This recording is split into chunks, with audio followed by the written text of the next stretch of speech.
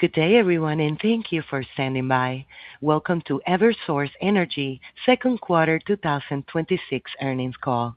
At this time, all participants are in a listen-only mode. After the speaker's presentation, there will be a question-and-answer session. To participate, you will need to press star 11 on your telephone. You will then hear a message advising your hand is raised. To withdraw your question, please press star 11 again. Please be advised that today's conference is being recorded. Now it's my pleasure to hand the conference to the Vice President of Investor Relations, Rima Hyder. Please proceed. Good morning, and thank you for joining us today on our second quarter 2026 earnings call. During this call, we'll be referencing slides that are available on our website at investors.eversource.com. As you can see on slide 1, some of the statements made during this investor call may be forward-looking.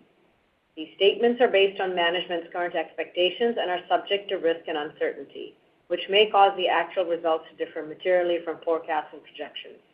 We undertake no obligation to update or revise any of these statements. Additional information about the various factors that may cause actual results to differ and our explanation of non-GAAP measures and how they reconcile to GAAP results is contained within our news release, the slides we posted last night, and in our most recent 10-Q and 10-K. Speaking today will be Joe Nolan, our Chairman, President, and Chief Executive Officer, and John Moreira, our Executive Vice President, CFO, and Treasurer.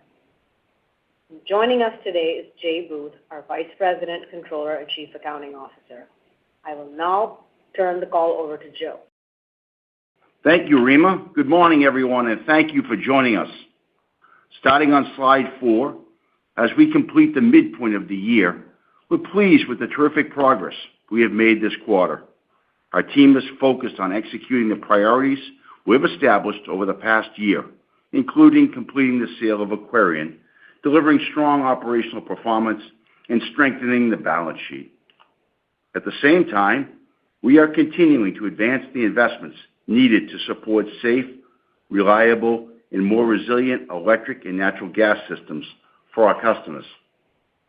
As you can see on slide 5, we have several recent accomplishments.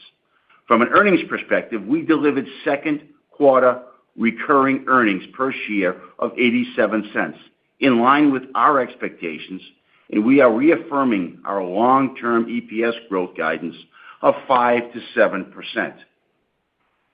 We have also delivered on maintaining a strong financial foundation, which is a major focus for us. Our disciplined approach to capital allocation and balance sheet management continues to position us well to fund critical infrastructure investments while preserving the financial flexibility needed to support long-term growth. The recent Moody's change to our outlook from negative to stable is a testament to our consistent execution and commitment to strengthening our balance sheet and the sustainability of our financial strategy to support our long-term growth. We continue to make progress on key initiatives that will deliver higher growth for our business and further de-risk our business profile. First, we completed the sale of Aquarion, which resulted in net proceeds of $1.7 billion. This sale is a significant milestone in furthering our strategic position as a pure-play regulated pipes and wires utility. It allows us to optimize our portfolio by focusing on our core electric and natural gas operations across New England, while efficiently reinvesting capital for the benefit of our customers. Second, the Revolution Wind project continues to progress through advanced stages of construction and commissioning. As we do each quarter, we continue to evaluate our contingent liability associated with the sale of Revolution Wind. Based on revised cost projections of total construction costs, which included cost increases stemming from 2 stop work orders, we recognized an after-tax charge of $164 million in the second quarter to increase this liability. As Ørsted has previously stated, the project is on track to reach its commercial operation date later this year. Lastly, on the FERC ROE decision, we have taken multiple actions to address this decision, appealing to FERC as well as the D.C. Court of Appeals. We expect that FERC will make a decision on the prospective ROE by November 30th. John will cover the process and the timeline for the court appeal. One thing is certain now, more than ever, the New England region needs more transmission investment, and utilities need a predictable regulatory environment to attract long-term capital to fund these investments for the benefit of customers. Our investments in transmission have delivered billions of dollars in savings for customers over the years by eliminating significant congestion costs for the region while also making the grid more resilient. We see ample need and opportunities for transmission infrastructure investment to further alleviate overall costs for customers. In fact, as you can see on slide 6, following a comprehensive evaluation of 6 bids submitted in response to ISO New England's 2025 Longer-Term Transmission Planning RFP, ISO New England has preliminarily selected the joint proposal submitted by Eversource and Avangrid as the preferred solution. This transmission project is designed to increase transmission capacity between Maine and New Hampshire, while strengthening the transmission interface between northern and southern New England. Eversource's share of the $2.2 billion project is approximately $700 million, with an anticipated in-service date of 2032.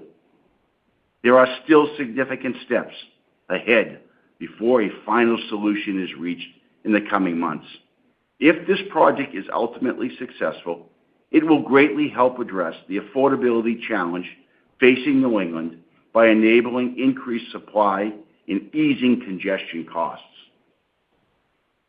This would mark the second competitive transmission bid awarded to Eversource, following the Boston 2028 Solution Study project in 2020. That project was successfully completed by Eversource ahead of schedule and under budget.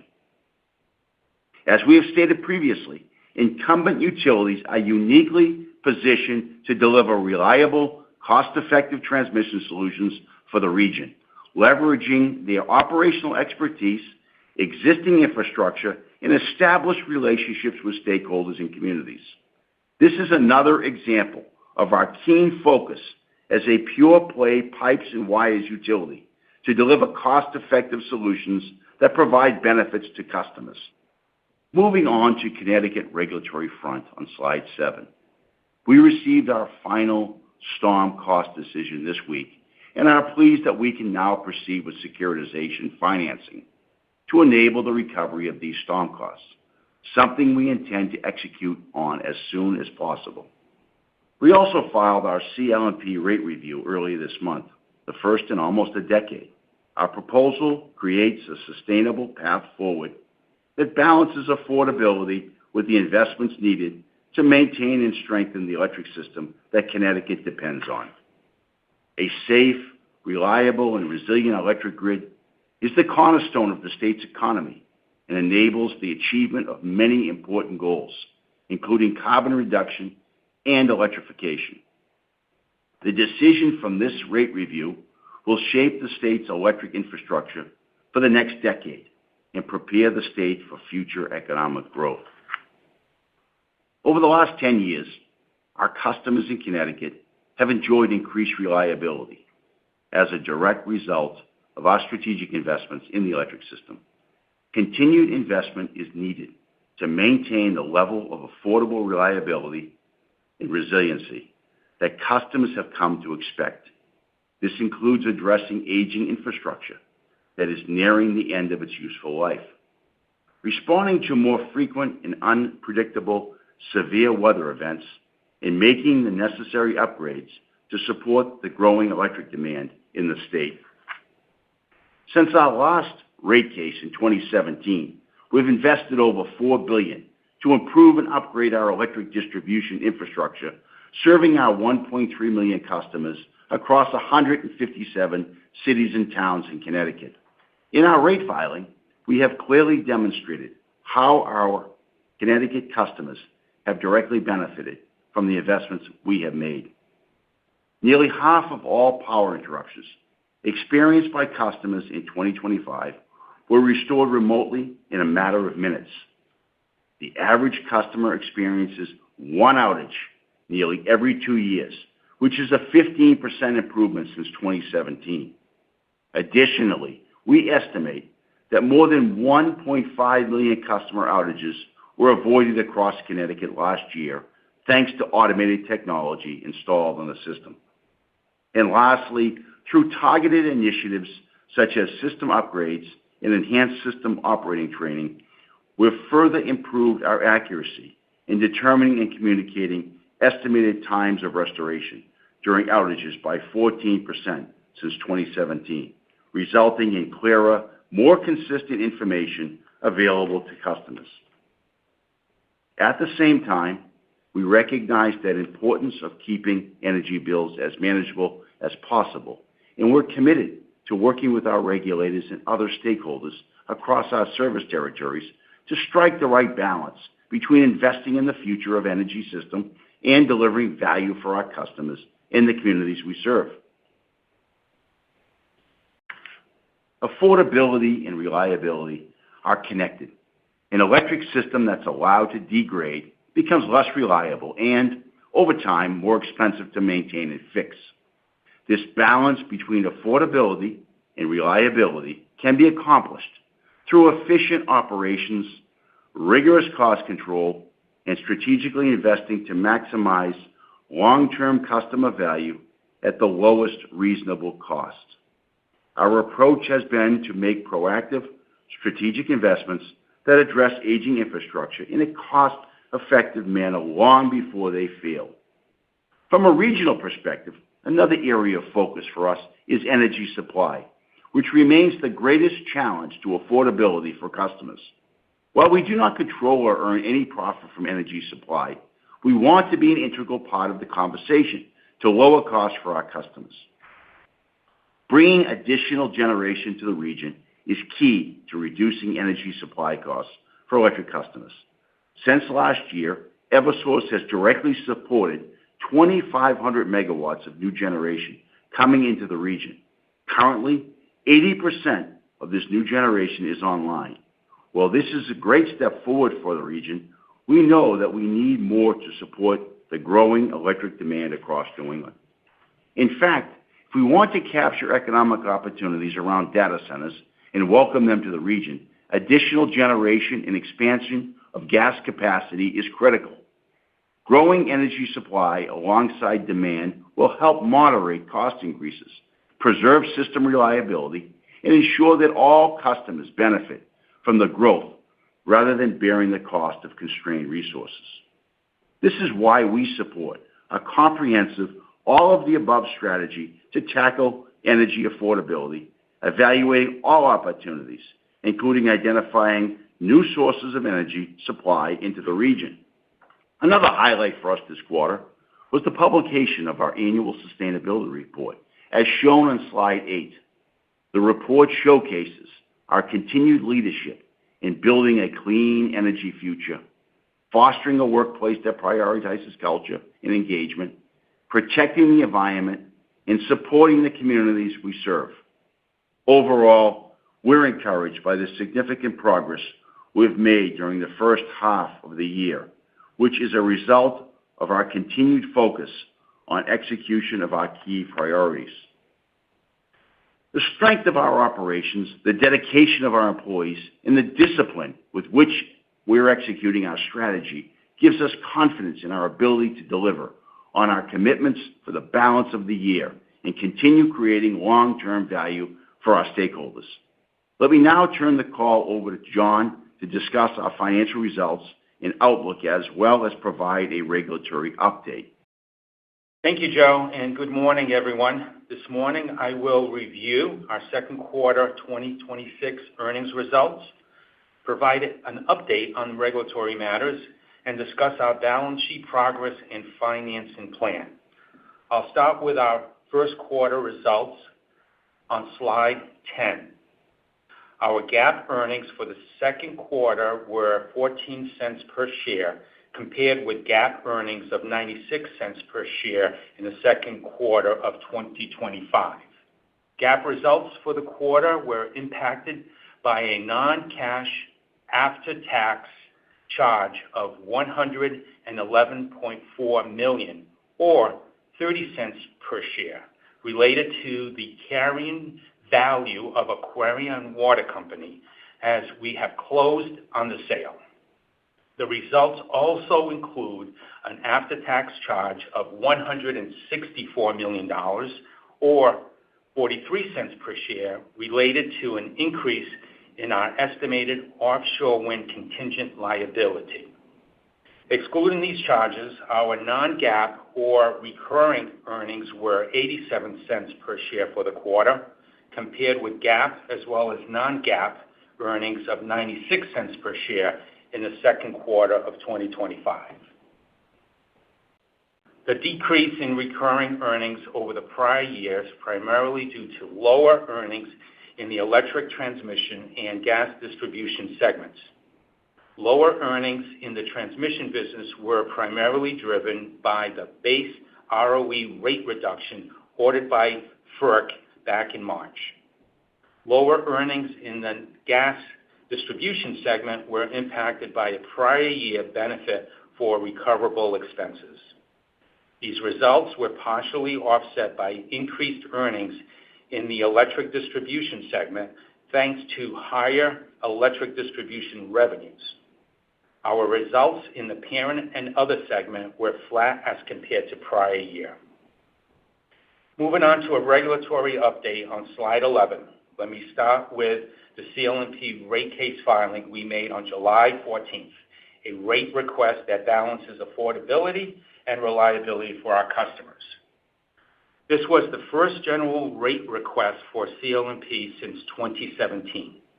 The rate request calculates a revenue deficiency of $451 million, reflecting a proposed ROE rate of 10.25%. The proposed increase would result in an 11% impact on total customer bill.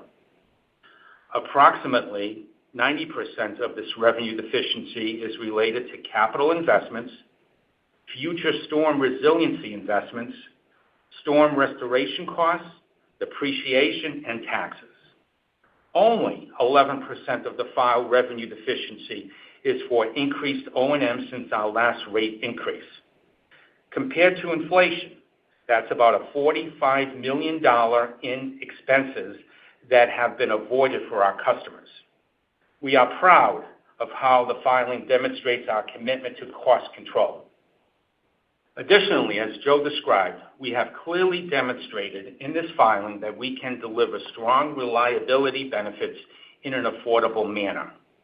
Our customers and our regulators need to know that when we make investments in our system, those investments are being made to protect safety, improve reliability, and achieve state policy goals in the most efficient and cost-effective way possible. The filing also proposes a multi-year PBR mechanism that protects against future rate shocks. This PBR mechanism would provide gradual rate increases over time and ensure that customer bills reflect the fair cost of doing business.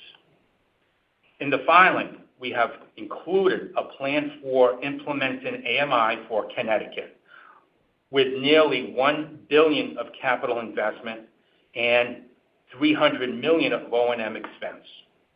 As detailed in our filing, AMI would deliver customer benefits in excess of this estimated cost. Lastly, I want to highlight the economic development and heat pump rates proposed in our filing. These rates were designed after years of working closely with Connecticut stakeholders and policymakers to align our rate design with customer needs and state policy. Moving briefly to New Hampshire, I want to mention the annual base rate adjustment that was approved on July 21st. You'll recall that as part of our New Hampshire rate case, we proposed a multi-year PBR plan. The July order approved an increase of approximately $24 million that will be effective August 1st of this year. This is another example of how a well-designed PBR mechanism can help moderate rates long-term. Moving to slide 12, I would like to update you on the FERC ROE decision that was issued back in March, which reduced the base transmission ROE rate and ordered a refund going back more than a decade. We have made several filings with FERC and with the courts challenging this decision. As part of these actions, we did receive approval from FERC to extend the refund until mid-2027. We have also escalated our challenge with a petition for review and a motion for a stay of the FERC decision with the D.C. Circuit Court of Appeals.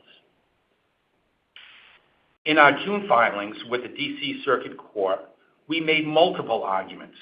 First, we argued that FERC exceeded its authority by ordering a refund for a period longer than 15 months allowed by the Federal Power Act.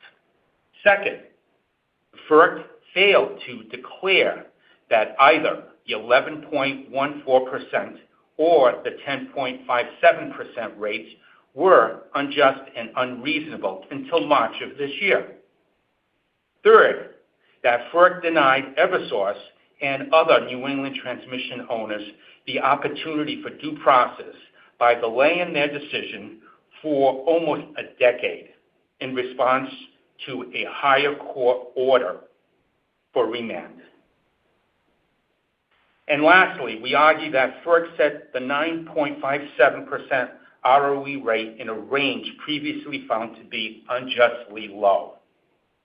The D.C. Circuit Court will consider our arguments and FERC's actions over the next several months. Staying with the FERC topic, on slide 13, I would like to provide an update on the Section 205 filing we made with FERC on April 30th to determine the prospective ROE rate. As a reminder, our filing calculated a new base ROE rate of 11.39% by using FERC's existing ROE methodology and only updating it to reflect current market conditions. As required by law, FERC issued their order in response to our 205 filing on June 29th, accepting and suspending tariff revisions and establishing a paper hearing procedure. FERC's order was in line with our expectations, suspending the implementation of the requested ROE rate for the maximum 5-month period allowed by law. Next steps in this process are that parties will file initial briefs by August 28th and reply briefs by September 28th. A new ROE rate is expected to go into effect on November 30th. Moving to slide 14 for a financing update, we continue to focus on enhancements to our balance sheet condition. We are pleased that we have closed on the sale of Aquarion on June 30th, generating a net cash benefit to Eversource of $1.7 billion. These proceeds will be used to displace debt at the parent company. The closing of the Aquarion transaction leaves our balance sheet in a much stronger position, and we do not currently anticipate any changes to our financing plans as described on this slide. Our equity needs over the 5-year forecast period remain in the range of $800 million to $1.1 billion, and we do not expect to issue any equity over the remainder of this year. We continue to consider a variety of debt and alternative financing solutions for our future needs, including the securitization of deferred storm costs in both Connecticut and New Hampshire. Next, on slide 15, I would like to share the latest affirmation of our financial strategy, which is that our FFO to debt metrics remain solid. Our latest FFO to debt ratios as of March 31st of 2026 are 14.3% and 15.7% for S&P and Moody's, respectively. Consistent with our commitment, these results are each over 100 basis points above the downgrade thresholds. We were also very pleased that Moody's changed Eversource's and NStar Electric's outlook from negative to stable in recognition of what we have recently accomplished. These objective measures reflect the successful execution of our previously communicated financing strategy. Looking at slide 16, we are encouraged by the final storm cost decision we received from PURA 2 days ago. Of the approximately $975 million that we requested, PURA approved approximately $870 million. PURA is deferring $60 million in storm costs pending the completion of a third-party audit review and ordered $40 million in exclusions. Of the $870 million approved, approximately $200 million have already been recovered in rates. This results in approximately $670 million that is expected to be securitized. PURA did not approve the recovery of carrying charges that we requested. We are evaluating our options and next steps. With this final decision, we can now move ahead on the securitization process, starting with filing our financing plan at PURA in early fall. After hearings and PURA's review, we expect to receive a final financing plan decision in the first quarter of next year. This will allow us to begin the rating agency review, file the SEC registration statement, and begin marketing. With those steps completed, we anticipate cash in the door approximately 1 year from now. Next, let me reaffirm our 5-year capital plan of $26.5 billion, as shown on slide 17. This reflects our 5-year utility infrastructure investments by segment through 2030. I do want to note that we have now highlighted the potential increase to our capital forecast from the announcement of ISO's preliminary decision on the transmission RFP selection, as well as AMI in Connecticut. Turning to slide 18, we reaffirm our non-GAAP EPS guidance range of $4.57 to $4.72 per share for 2026. This guidance was revised in March for the lower base ROE rate of 9.57, as well as the sale of Aquarion. Lastly, on slide 19, we remain confident in our ability to deliver earnings growth towards the upper half of our long-term target range of 5 to 7% by 2028. Of note, this guidance currently assumes the 9.57% base ROE rate for transmission investments. As you can see on this slide, we have executed on many of our key initiatives. Through improved regulatory outcomes such as storm cost securitization in both Connecticut and New Hampshire, the result of the CLMP rate case request in mid-2027, and the sale of Aquarion, we are confident in our ability to achieve the higher growth as we move forward. With that, I would like to turn the call back to the operator for Q&A. Thank you so much. And as a reminder, to ask a question, press star 11 on your telephone and wait for your name to be announced. To remove yourself, press star 11 again. One moment for our first question. It comes from Shar Pourreza with Wells Fargo. Please proceed. Morning, guys. Morning, Shar. Morning, Joe. Joe, just on the storm cost, I mean, obviously the carrying costs were denied in full. It's kind of material. I guess, how does that compare against what you had embedded in the financing plan? I guess, what are the offsets and next steps there? And just, I guess, what are the components of the $1.8 billion from storm cost securitization, just in terms of how much is Connecticut versus New Hampshire? Thanks. Sure. Sean, this is John. Let me take Hey, John. how are you?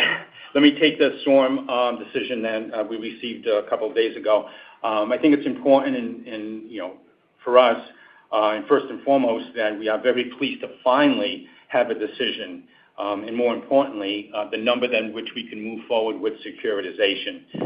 Overall, when you read the decision, it is constructive, certainly better than what we've seen from other rate decisions coming out of PURA. However, we are a bit disappointed with a couple of items that we don't really agree with. Things like the $63 million that they deferred really doesn't make sense to us, and certainly the carrying charge. We continue to review the decision and really assess our options, as I stated in my formal remarks. But once again, we're encouraged that we finally have a number that we can move forward and get it nearly $700 million in the door a year from now.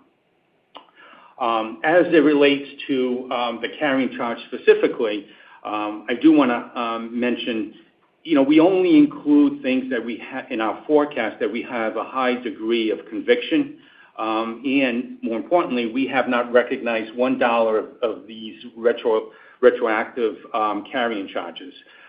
So one would conclude that in our financing plan, because we don't have a high level of degree of conviction, that we have not assumed that we would get the retroactive piece.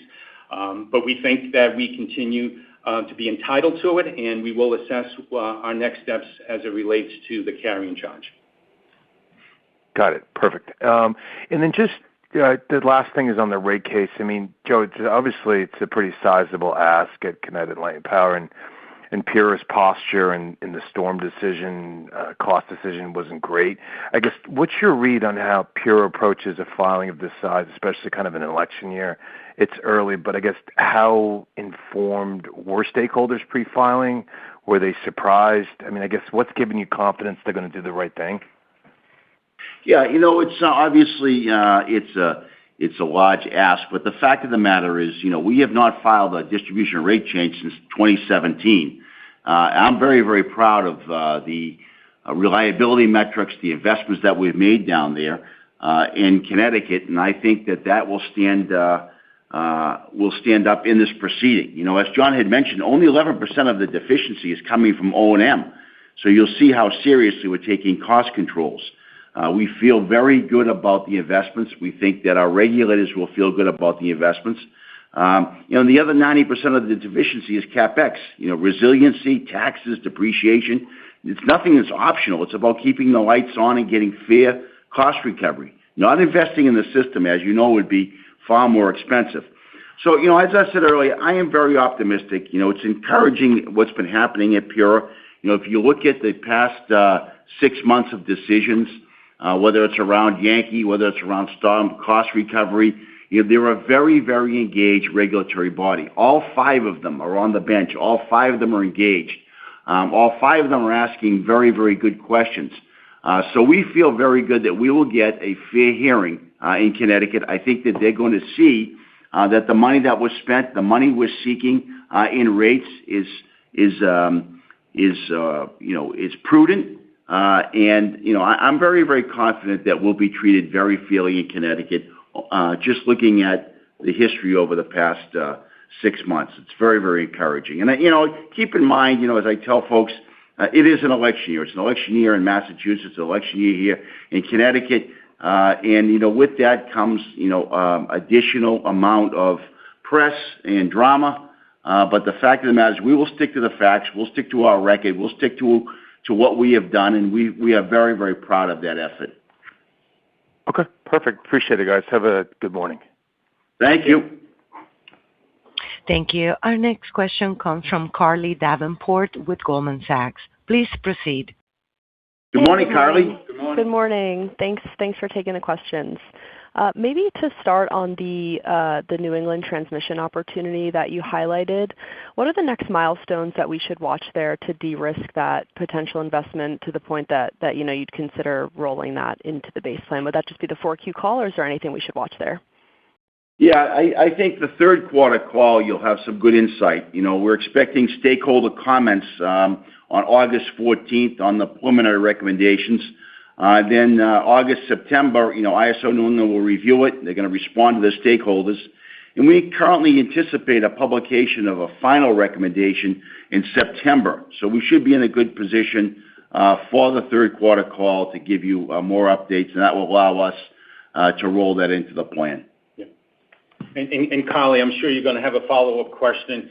I'm sure everyone is wondering how much of that $700 million will be rolled into our current 5-year forecast, taking us through 2030. You should think of it as probably half, 50% of that CapEx will incur during that forecast period. Got it. Okay, that's great. Super clear. Thank you for that. And then maybe just on the incremental Revolution charge this quarter, can you just expand a bit on kind of the drivers that I guess were unknown relative to last quarter, and then any kind of risks that you see around cost slipping, incrementally relative to this update? Sure. We have been watching this very closely in terms of our the remaining charges associated with Revolution Wind. As we had mentioned, the 2 stop work orders led us to lose that vessel, and that vessel needed to get remobilized in order to finish the job. I'm very encouraged by many factors associated with Revolution Wind. First of all, we have every component needed to install it. The remaining pieces of the installation are very straightforward. There's no uncertainty around it.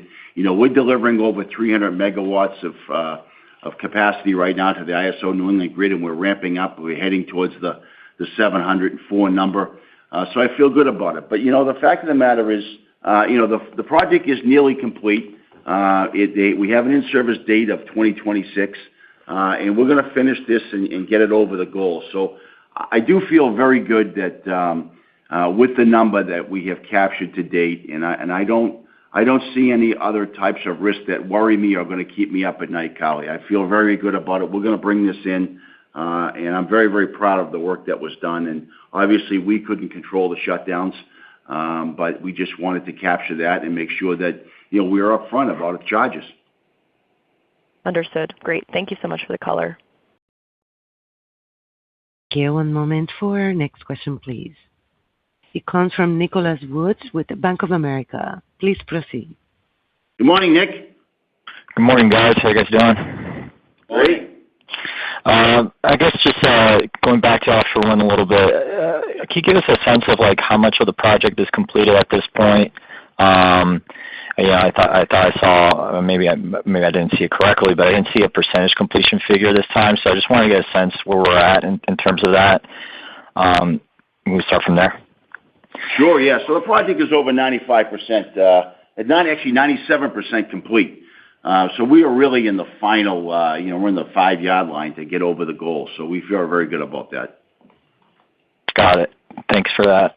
And then just touching on the FERC ROEs, there's several processes, as you guys highlighted, that are running kind of in parallel.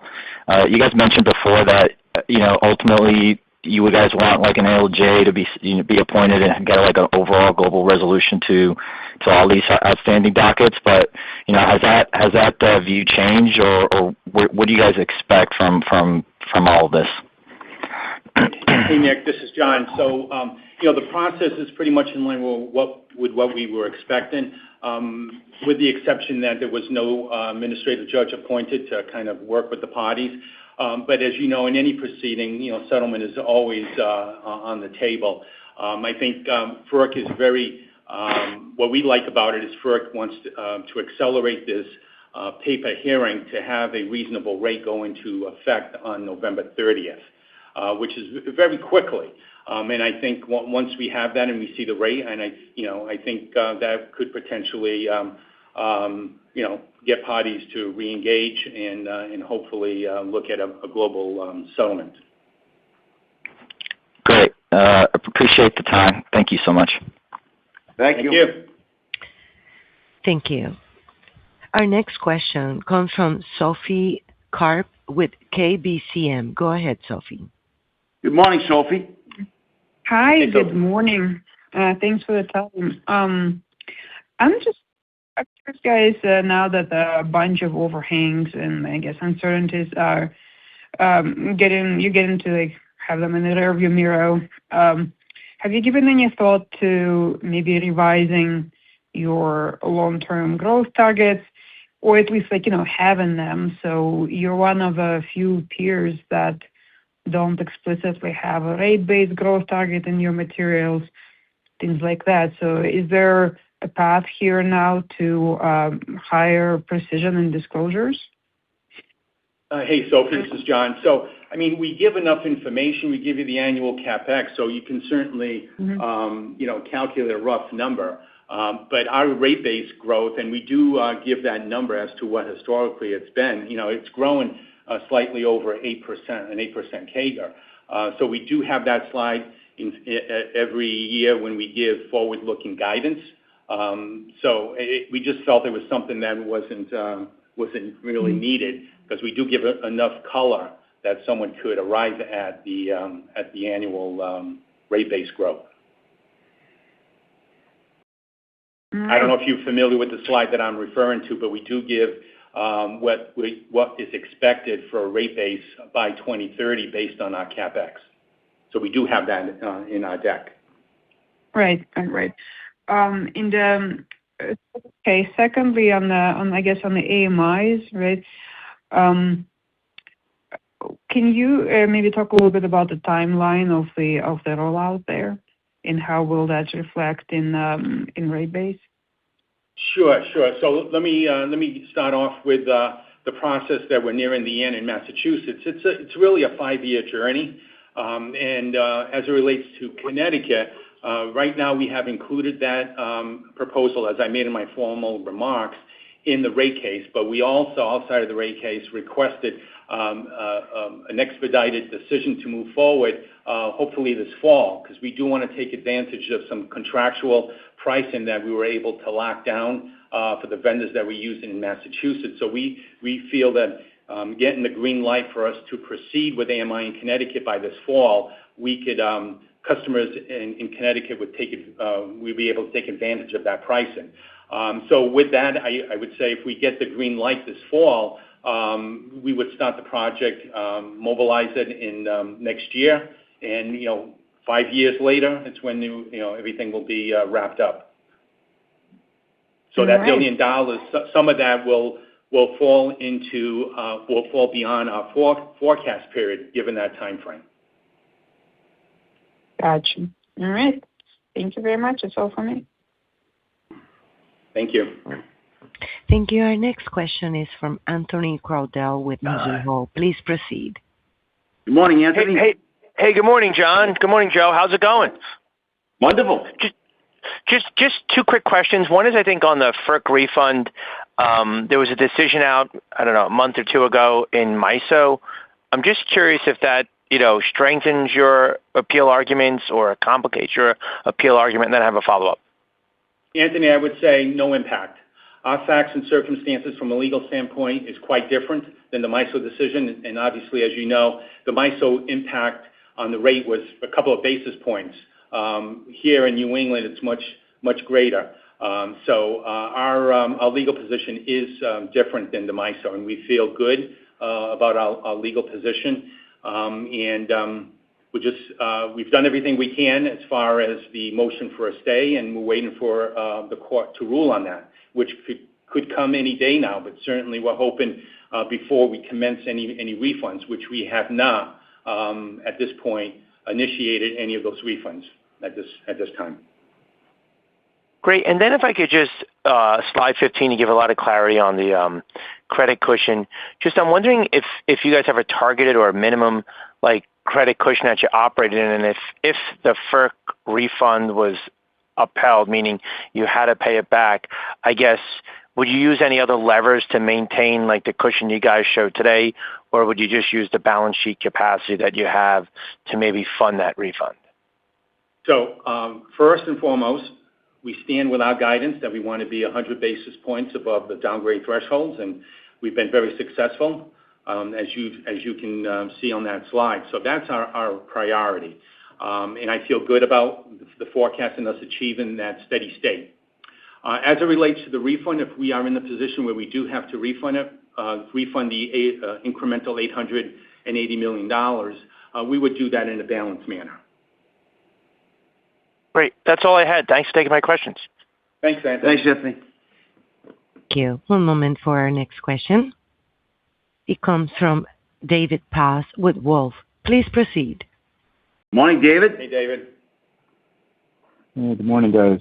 I just wanted to confirm on equity. So you're now with acquiring done and everything, and all the orders you got in place, and assuming the securitization as it stands today, what is it fair to say your equity is $800 million to $1.1 billion through 2030 without setting aside FERC refunds? Is that the way to read? Correct. Okay.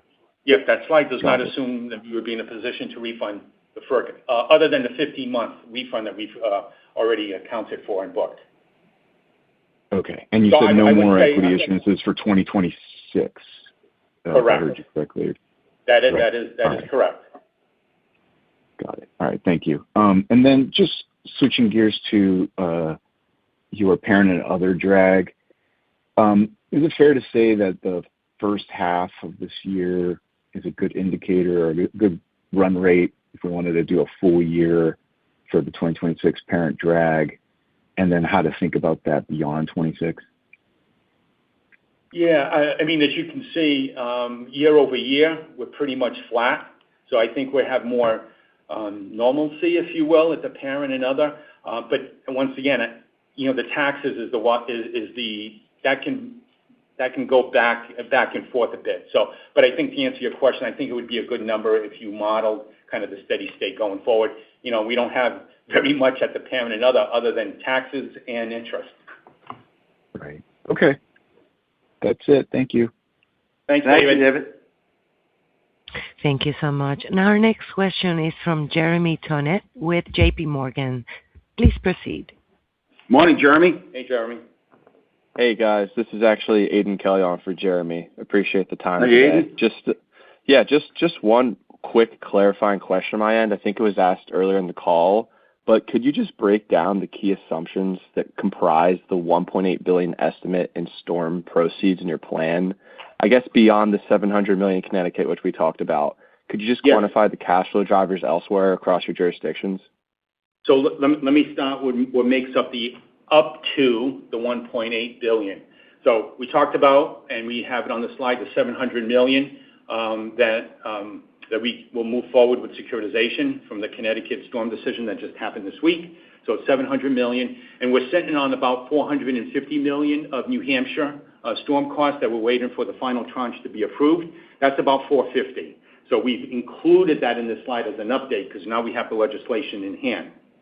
And then the difference between those two items and the 1.8 would be the carrying charges as it pertains to the Connecticut storms. As I mentioned, we are reviewing the decision and looking at our options and next steps. So we feel that there is a path forward for us to seek recovery of that. It would certainly within our 5-year period. So we've included that in there as well. So that's the composition of the 1.8. Great. That's very helpful. Thanks, John. I'll leave it there. Okay. Thank you. Thank you. And our last question comes from Julian Dumoulin-Smith with Jefferies. Please proceed. Morning, Julian. Hey, Julian. Hi, good morning, team. Sorry to disappoint you. This is actually Tanner James on for Julian. I just wanted to follow up on that AMI filing in Connecticut, particularly relating to the benefit cost analysis prepared. That analysis details a slightly positive nominal net benefit, but that turns negative on an NPV basis. Can you just provide some details regarding the proposal and prospects for implementation, given the negative NPV for net benefit? Thanks. Yeah, sure. I think the primary driver is, well, let me step back. This docket has been open for a multitude of years. If we had approval and had the green light to move forward with that, the cost-benefit analysis would have been much, much stronger and positive. But because we haven't been able to get to a mutual place where we would feel comfortable in making the investment without having the assurance that we have recovery, we haven't done so. And, we have updated the analysis, and the costs have gone significantly higher. So the benefits really haven't changed. Now the cost component has changed, and that's why we're really close. Over time, we think it's the right thing to do, and we'll give customers the tools that they need to manage their energy consumption, and we think that brings a lot of value to the table. Understood. Thanks. Maybe following up on the long-term EPS guidance, I noticed the disclosure with the earnings report projects cumulative 5-7% EPS CAGR through 2030. Could you just provide an update regarding how you might view either the linearity or the shaping of the earnings profile, or if there are other factors to consider regarding targeted EPS growth? Sure. I did state in my formal remarks that we see the trajectory of growth rate certainly between now and 2030 moving towards the upper half. So one would imply, and I also gave a bit more color that says by 2028 is when you can see that growth happening to put us in the upper half of that 5 to 7%. One would conclude that on a sustainable basis that 28, 29, and 30 to get us to the upper half by the end of 2030. So that's the trajectory that we're out there with. Great. Thank you very much. Appreciate it. Sure thing. Have a good day. Thank you so much. And this concludes our Q&A session, and I will pass it back to Joe Nolan for final remarks. Thank you for joining us today. We're pleased with our progress year to date, remain confident about our execution, momentum into the second half of the year. With a strengthened balance sheet, robust 5-year capital plan, and ample opportunities for investment, we are well positioned for higher growth. Operator, this ends today's call. Thank you all for joining us. Thank you. And this concludes today's conference. Thank you for participating, and you may now disconnect.